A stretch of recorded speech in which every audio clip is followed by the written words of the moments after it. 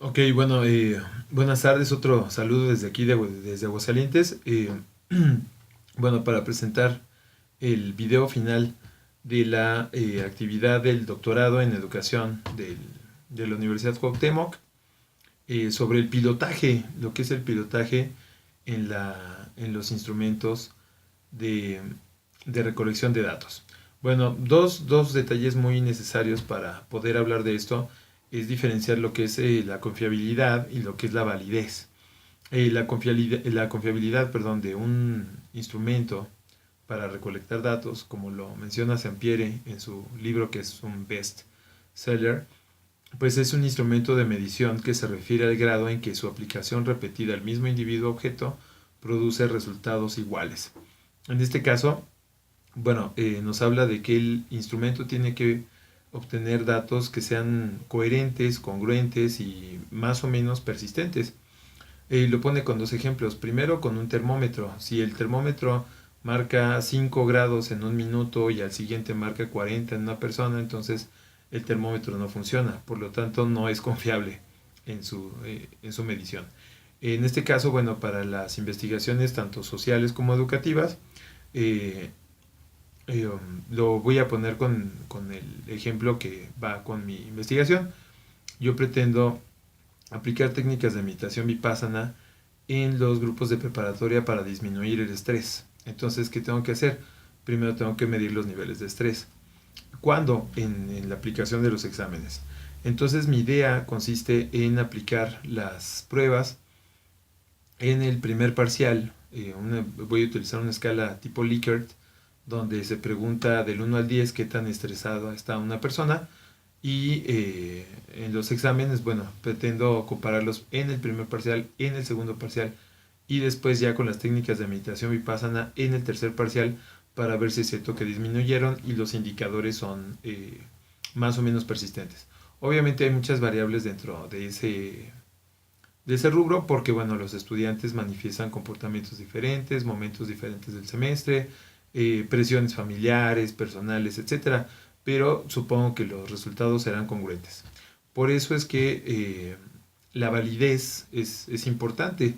Entonces, la validez pues, se refiere al grado en que vas a medir la variable, ¿no? En este caso, el estrés. El estrés concretamente escolar y el de los exámenes. No así el estrés por causas personales, no así el estrés por causas familiares, que son muy diferentes y pues no sería el objetivo para una investigación educativa y hablando obviamente de mi ejemplo. Entonces, bueno, para acotar las fases de construcción de un instrumento, es importante primero tener las definiciones fundamentales de lo que vas a medir. En este caso, bueno, si yo voy a hablar del estrés, definir el estrés como tal y el estrés escolar específicamente. Después, bueno, revisar la literatura que hay en cuanto a los instrumentos y obviamente en cuanto a la variable. Tengo que ver cómo los autores definen el estrés y cómo es que lo miden para poder darme cuenta si los indicadores son confiables y obviamente las respuestas son válidas. Después viene la identificación de las variables, bueno, más bien yo lo consideraría un paso previo como tal, y bueno, decidir si tu instrumento está midiendo o no lo que tú tratas de buscar. Cuando se construye la prueba, pues viene una cosa que es la famosa prueba piloto, que es lo que realmente el meollo que tratamos de elucidar en este video. Eh, la prueba piloto es una preprueba, por decirlo de esta forma, en la que se toma una pequeña muestra para ver si las preguntas que están en tu instrumento con el cual vas a recolectar datos son las correctas. Y resulta que hay muchos ejemplos donde la prueba piloto pues arroja que algunas preguntas son repetitivas o la prueba está demasiado larga o resulta que con cierto número de ítems ya se obtuvo la información requerida o bien que los ítems no tienen, no están fijados en recolectar información sobre la famosa variable.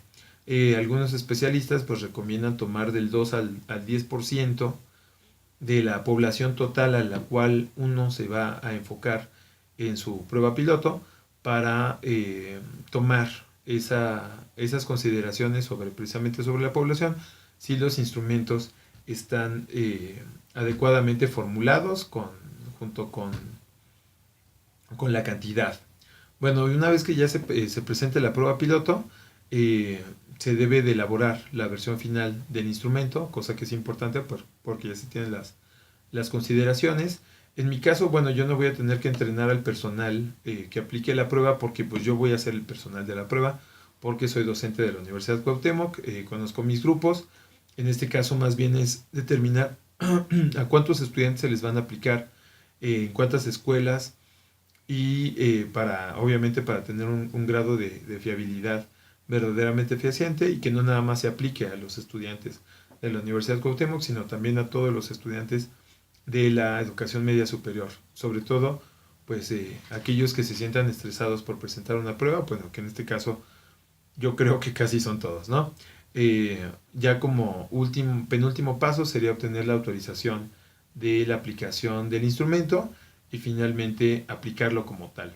Entonces, bueno, la prueba piloto resulta muy importante porque te puede ayudar a saber si en el instrumento en el cual vas a obtener datos, ya sea la investigación sea cualitativa o sea mixta, con algunos rasgos cualitativos, pues nos ayudará precisamente a elucidar si los datos que voy a obtener son precisamente lo que yo como investigador eh, trato de encontrar y obviamente incidir en el problema. Y bueno, pues hasta aquí el video. Muchas gracias y un saludo.